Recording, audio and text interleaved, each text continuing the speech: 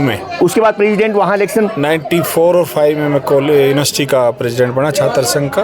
तो पानीपत में जब भजनलाल जी आए तो मैंने उनको काले झंडे से उनका स्वागत किया था। जी जी जी। और पहली बार वहाँ के डीएसपी ने और इंस्पेक्टर ने मुझे पकड़कर जेल में भेजा था। और मैं तो इतना भी कहूँगा कि ज़्यादा कॉन्फिडेंस से चुनाव लड़ रहे थे।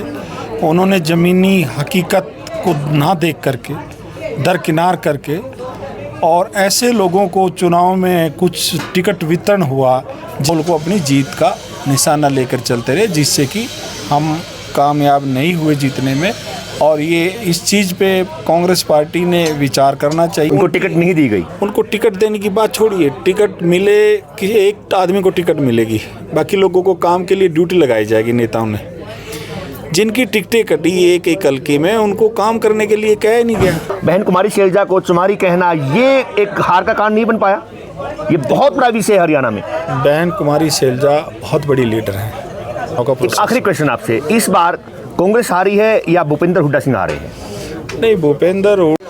दोस्तों नमस्कार। दोस्तों मुद्दे की आवाज लेकर आए तिलकराज, मैं आपका अपना तिलक, आप सभी का हार्दिक स्वागत करता हूं। दोस्तों आज मुद्दा बहुत विशेष मुद्दा, दोस्तों वीडियो बहुत इंटरेस्टिंग बनने वाली है, आखिर तक बने रहिए। और आज एक ऐसा मुद्दा, अभी आपने सभी ने पता है कि हरियाणा में इलेक्शन हुए थे विधानसभा के, उस इलेक्शन को लेकर एक समय ऐसा था कि कांग्रेस 60 पार, 70 पार, 80 पार, एक तरफा बहुमत आ रहा है।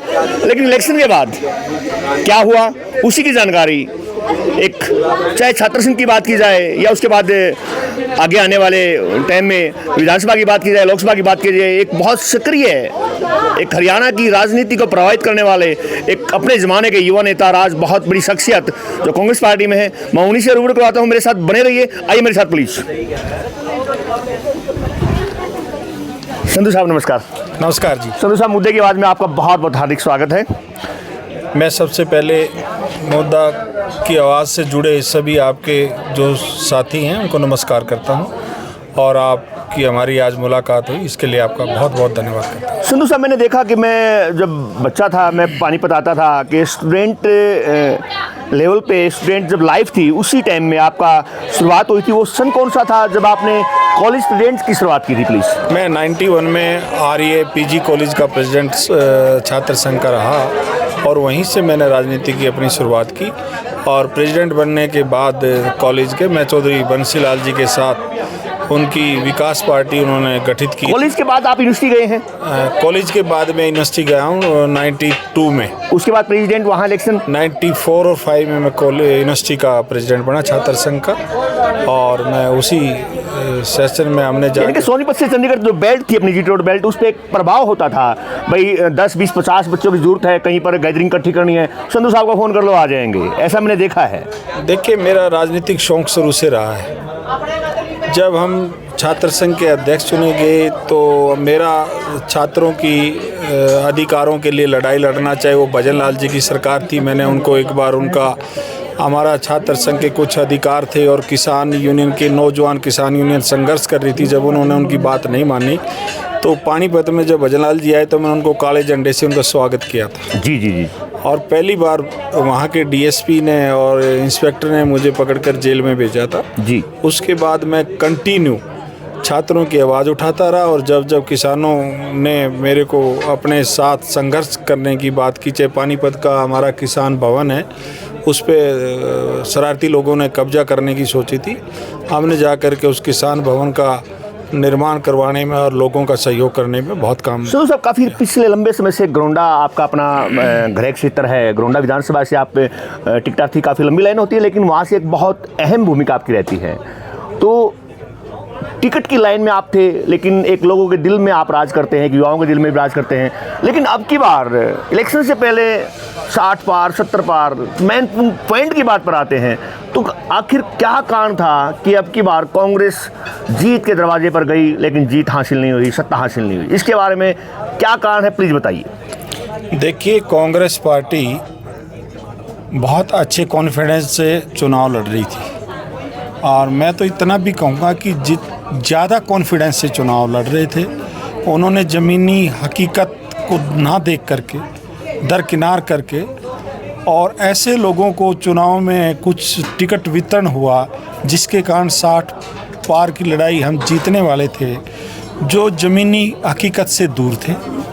और उनका कभी भी लोगों से संपर्क, और जो आज के युग में तकनीकी राजनीति का युग है, और आप एक ज़मीन से जुड़े लोगों से हर, चाहे वो कास्ट वर्ग का की बात हो, चाहे वो आर्थिक उससे जूझ रहे लोगों से जुड़ने की बात हो, व्यापारियों से जुड़ने की बात हो, दुकानदारों से जुड़ने की बात हो, चाहे किसानों का जो आंदोलन चढ़ा उससे जिससे किसानों को परेशानी, उन चीज़ों को बनाने की बात हो, इसमें हमारी पार्टी के नेता जो चाहते थे वो बात नहीं बन पाई, क्योंकि ग्राउंड लेवल पे जो लोगों को काफ़ी टिकटें ऐसी दी गई कि वो ग्राउंड लेवल पे तैयारी नहीं थी उनकी, और वो खाली जो भारतीय जनता पार्टी के खिलाफ जो एक माहौल था तैयार हुआ था प्रदेश में, उसी माहौल में वो खेलते रहे और उसी माहौल को अपनी जीत का निशाना लेकर चलते रहे, जिससे कि हम कामयाब नहीं हुए जीतने में। और ये इस चीज़ पे कांग्रेस पार्टी ने विचार करना चाहिए। तो सब 1 मिनट रोकना चाहूँगा, कहीं कुछ ऐसा नहीं हुआ कि पिछली बार 10 में से 10 सीट बीजेपी ने हासिल की थी लोकसभा की, लेकिन इस बार पहले जब लोकसभा का इलेक्शन हुआ 5 कांग्रेस 5 बीजेपी, कांग्रेस एक निहाल हो गई कि हमारी सत्ता आ रही है। कांग्रेस ने ग्राउंड लेवल पर जाने की बजाय दिल्ली चंडीगढ़ की हाजिरी लगाना शुरू कर दी जो नेता थे, और बीजेपी ग्राउंड लेवल पर काम करना शुरू कर दिया। क्या ये कारण नहीं रहा?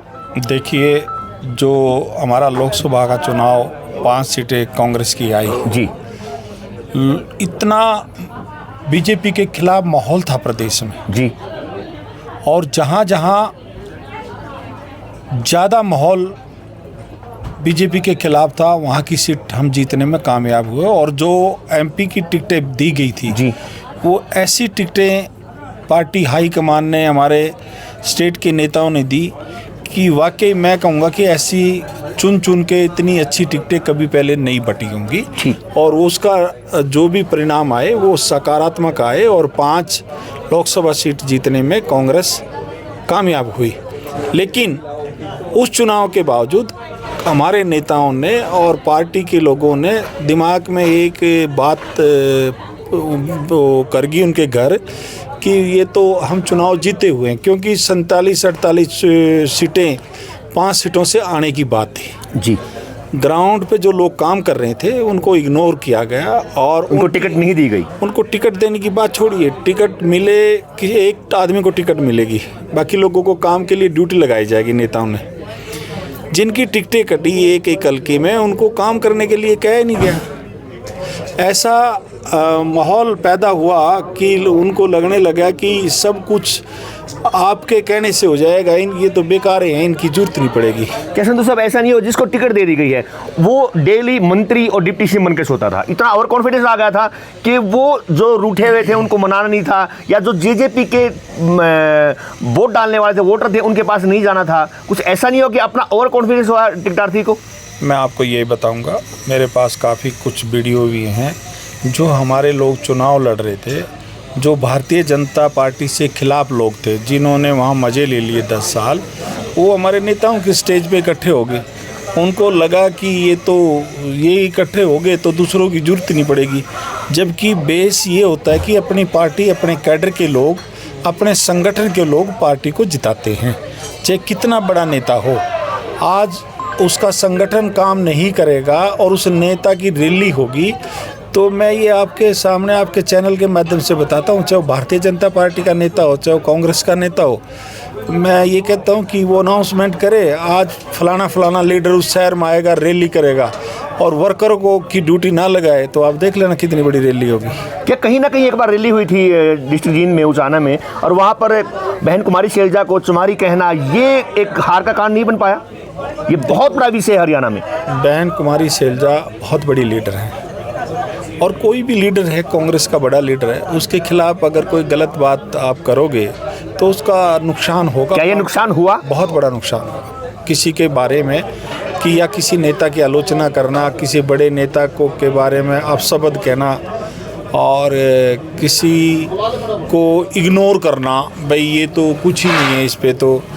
और जबकि मैं आपको एक कितना ही बड़ा देश का नेता हो, मैंने आपको बताया कि जो लोग टिकटार्थी हैं, जो टिकट के लिए काम करते हैं, वो नीचे गांव में जाते हैं, गांव के लोगों को लेके शहरों में पहुंचते हैं और फिर उस रैली को कामयाब करते हैं। ऐसे चुनाव का प्रोसेस। आखिरी क्वेश्चन आपसे, इस बार कांग्रेस हारी है या भूपेंद्र हुड्डा सिंह हारे हैं? नहीं, भूपेंद्र हुड्डा तो क्यों आ रहे हैं, कांग्रेस पार्टी आ रही है, सभी नेता आ रहे हैं जिन्होंने, क्योंकि इस बार जो लहर थी ना वो बीजेपी वर्सेस हुड्डा बोलते थे, बीजेपी वर्सेस कांग्रेस की इलेक्शन नहीं बोल रहे थे लोग। देखो चौधरी भूपेंद्र सिंह हुड्डा एक बहुत पॉपुलर नेता है, जहाँ भी होगा वो उनका नाम आएगा। और जो हमारी हार हुई है वो मेरी भी हुई है, उसमें मेरा भी कहीं ना कहीं मैं कम काम कर पाया हूँगा, इतनी अच्छी तरीके से अपनी पार्टी को मजबूत नहीं कर पाया, तो उसमें सभी लोग आ जाते हैं। आगामी क्या तैयारी कर रहे हैं आप, प्लीज के बारे में कुछ बताएंगे?